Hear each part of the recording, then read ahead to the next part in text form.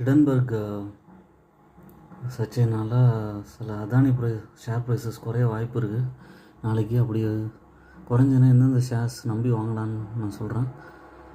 Current price வந்து அதானி என்டர்பிரைஸோடது வந்து 3188, market capital வந்து 3,63,000 கோடி இருக்குது. இது வந்து இந்த மாதிரி சோலார் மேனுஃபேக்சரிங், ரயில், மெட்ரோ, வாட்டர் இதிலெல்லாம் இருக்காங்க. இது சப்போஸ் குறைஞ்சதுன்னா கூட நம்பி வாங்கலாம்.